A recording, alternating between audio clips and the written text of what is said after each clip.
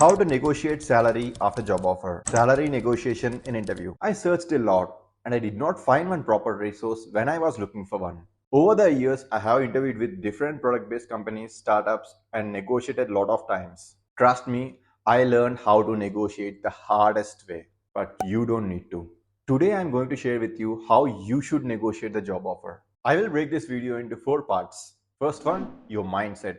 Second one, research about the market. Third one, understand the factors that affects your job offer. And fourth one, the process of negotiation. So let's start with the first one, your mindset. I'll break this down into multiple subparts. Let's say 1.1, build courage. If you don't ask or negotiate, you will not get it. If you negotiate, it will show the employer that you want to stay with them for a long period of time. So they do expect you to negotiate. And do not negotiate over emails. Be confident and take calls or even face-to-face meeting with the recruiter. If you do it via email, it is so much of to and fro communication between you and recruiter. So it is tough to coordinate and come to a conclusion. So just be confident and take the call or better face-to-face. And when you're coming for negotiation, come with the facts, but not feelings. Change your mindset. Don't come and say something like, I came from poor family, my family background is not good, my financials are not good, so I need this much amount. Let me tell you, no one is going to pay you based on your family background or your financial situation. Rather, you should focus on what skill set you're bringing to the table. We will discuss more about it a bit later. Just hang on. And very important point, just mark my words. The first number that recruiter offers you is never the best. Why? Because they expect you to negotiate. They can at least give you 5 to 10% more than what they have initially offered you. So build this courage, have some courage, and negotiate always. Now 1.2, think as a team, work as a team, where you and recruiter are working for the same goal. Don't think you're fighting a battle with the recruiter. Remember this, they need you as badly as you need them. Just think, they invested a lot of time in you.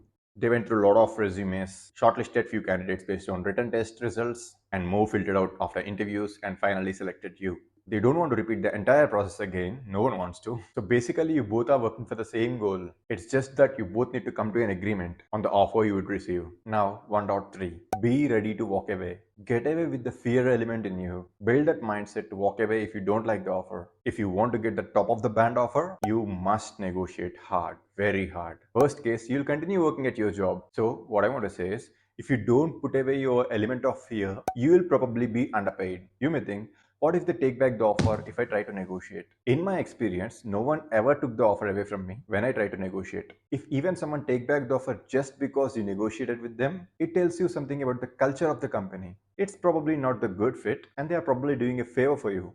Now 1.4. Don't get married to a company too much. For example, let's say your dream company is Google. Consider the fact that Google is also just a company. Don't show a kind of over enthusiasm or too much interest to the recruiter in joining the company. Otherwise, they may try to offer you a bit low and lowball you, so just mind it. Now moving on to part 2. Research about the market trends. Figure out the range that company can offer you for the role that you are applying for. Most companies do follow role-based compensation model. For suppose you are applying for SDE2 role in some XYZ company, your experience plays a little impact. I even saw low experienced SDE2s get equal compensation as high experienced SDE2s. So that is possible. But how do you come up with a range? There are a lot of resources in the web for you to refer. Everyone says Glassdoor, but Glassdoor is pretty outdated. You can pretty much easily add 20 to 30% more of what Glassdoor says. You can check this lead code compensation section and levels.fii. Here check the recent offers for up to last 1 year or so and try to figure out the salary range. And once you get the picture of salary range, try to finally come up with the minimum acceptable number for you, below which you are not willing to accept the offer. Now let's move to part 3. Factors that affect your job offer. Your job offer will get affected by multiple factors. I will give some important factors. How are your ratings in the interview rounds? You can negotiate better if you have very good ratings. And check your skill set. How much is it matching with the roles and responsibilities that you will be taking? And how much total of relevant experience you have in this field or with these technologies? And some other external factors could be having competing offers can help. If everything is good, who wants to lose a perfect candidate just because of the compensation part? That is the last thing any company would want to do. Now part 4, the process of negotiation, or how do you tackle negotiation. I'll break this part into multiple subparts so that it will be easy to understand. 4.1, the first famous question is, what are your salary expectations? If this question is asked by a recruiter or anyone before the interview, then at that point you should never reveal the answer.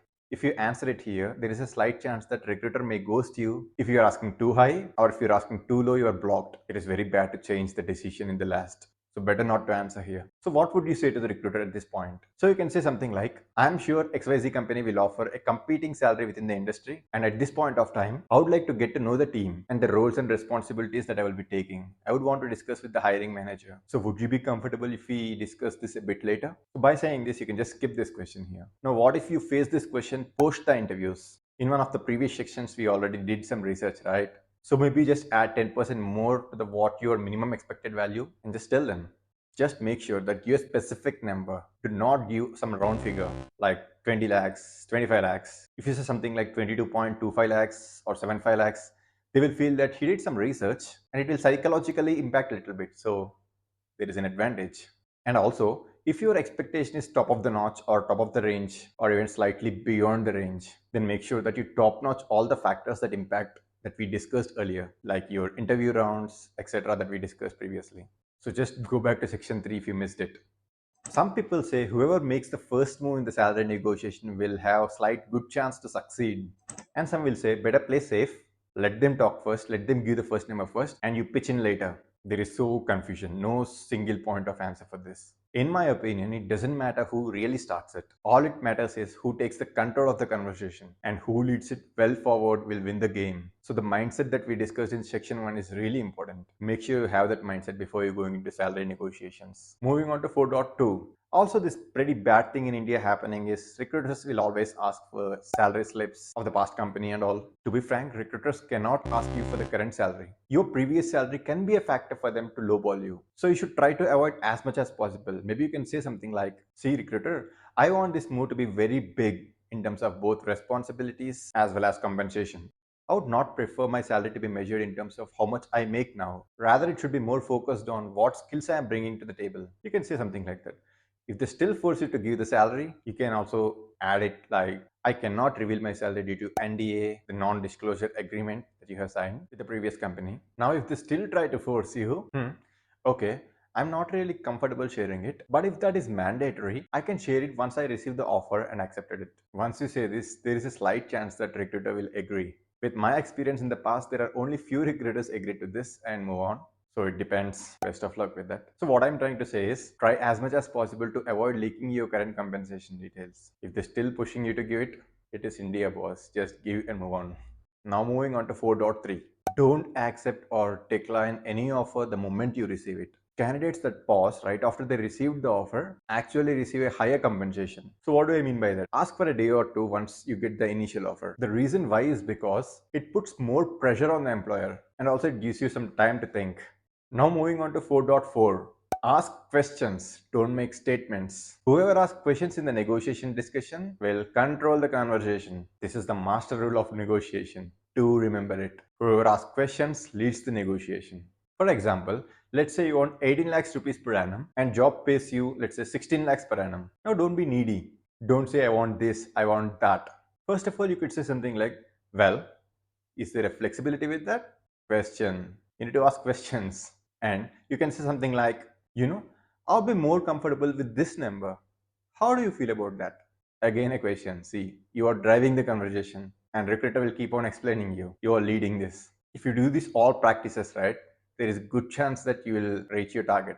Now let's move on to 4.5 on what components to negotiate. So generally you'll have these multiple aspects in your salary like base salary, bonus and equity. Everyone says negotiate your base salary the most because that is what you get year after year once your stock vest is completed. I would say don't blindly believe in that narrative. Trust me, base component of the salary will never ever will make you rich. Equity is what can actually make you rich in the long run. Take any software engineer you may know in the past who got rich, he would have been rich by the equity component because that is what grows over time. And the good thing is companies can easily bump your bonus and equity easily compared to your base pay. So try to leverage it. So these are the four major parts. On just a side note, don't just look only at the salary parameter, look it as a career. what would be your new roles, responsibilities, what kind of work you'll be doing, what technologies you'll be using. If you have any questions on this, you may ask recruiter to arrange a call with hiring manager and discuss various aspects. You can also check on work-life balance, team culture.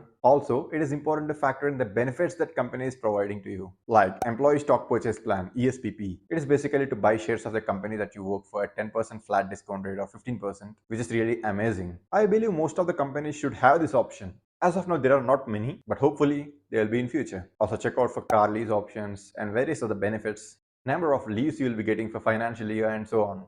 Factor all of these along with the salary component to make a decision. See, this complex it is. So it is always advisable to take day or two or even more to accept the offer. So as a finishing note, as this video is getting so lengthy, I'm planning to make a separate video on how I actually negotiated from zero to pro with different product-based companies and startups, where I will share some sample conversations that I had with recruiters and more. So just make sure you subscribe to my channel. If you like this video, hit the like button below and let me know in the comment section. I would love to hear from you. Goodbye for today.